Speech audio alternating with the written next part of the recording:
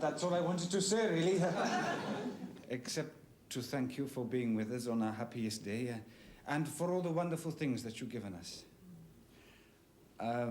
Welshmen are supposed to have the gift of the gab. Well, I hope you won't mind this one being a bit tongue-tied, especially when he's the happiest man in the world.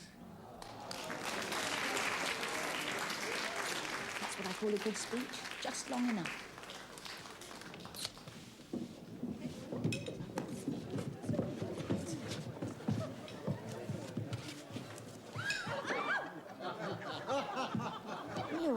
I don't remember any Sammy Pritchard. Well, that's funny. Your son knew him well, Mrs. Powlett-Jones. No, I can't seem to place him. Of course you know him. Sammy Pritchard.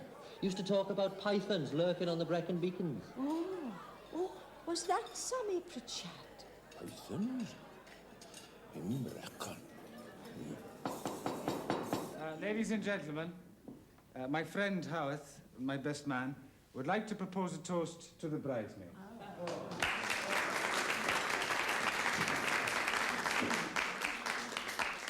Ladies and gentlemen, before asking you to raise your glasses to this delightful young lady, I should like to say a word or two about my friend here.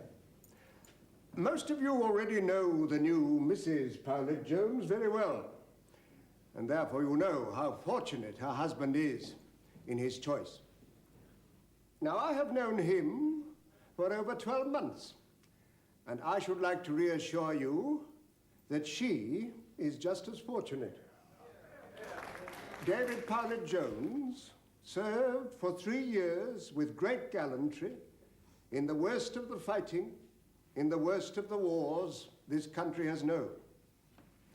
Now, at Bamfield School, he is surprising everybody because he is that rare phenomenon, a schoolmaster more anxious to learn than he is to teach. On behalf of Bamfield, I welcome Mrs. Powlett-Jones. Like her husband, she will be very welcome for the new life and stimulation she will bring to our community. Although it may well be that, looking at me, you may feel that help has arrived too late. Still, while there's life, there's hope. Ladies and gentlemen, the bridesmaid.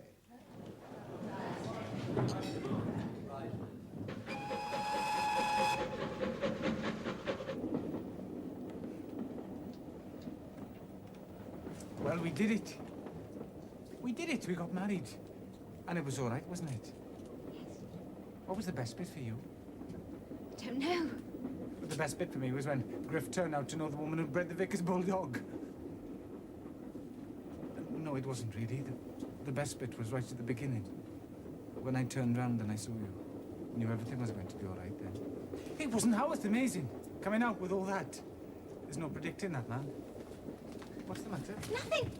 I mean, you all right? Yes, silly, of course. I'm just going up the corridor. Oh.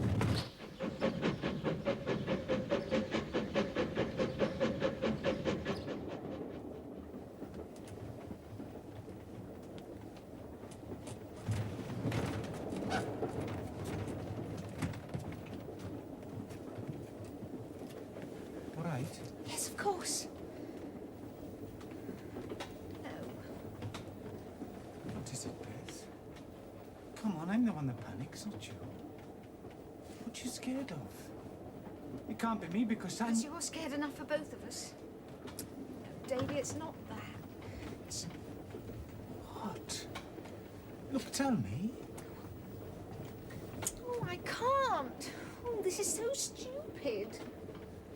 But you were so sure of yourself with the church, far more so than me. Well, I was all right then. Oh, I wish you had sisters. What have sisters got to do with it? Well, if you had sisters... Well, look, something awful's happened. Well, not really awful, it's just... Well, tonight, we won't be able to... Well, it must have been all the excitement. That's why I kept dashing off and all that. Oh, Davy, I'm so sorry. I had it all worked out. I'm sure I got it right. Beth. didn't know what it could be. Pull the blinds, Davy. Hey, people can't tell from walking down the corridor, you know. Don't make fun of me.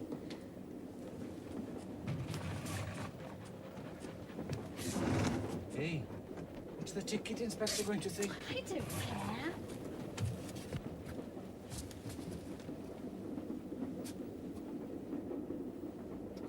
Oh, I feel such a fool. You're supposed to think of all that sort of thing if you're a girl, you know. I did too, honestly. It wasn't due for at least another week. Must have been all the excitement. Hey, is it all right me telling you things like this? Yes, I like it. All new stuff to me, but I like it. Oh, David, I do love you. Tickets, please. Sorry to disturb you, sir. My wife wasn't feeling very well. That's quite all right, sir. I'm sorry to disturb you. I won't be back again, sir. I could lock you in if you like, sir. Oh, no, that won't be necessary. Right, sir. Have a good holiday, madam.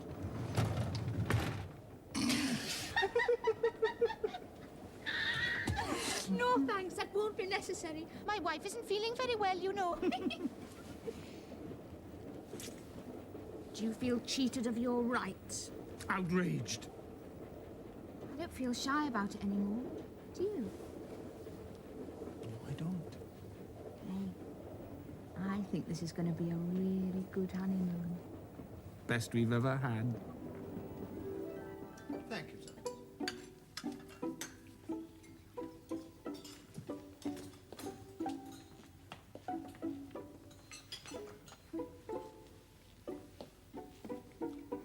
Good morning.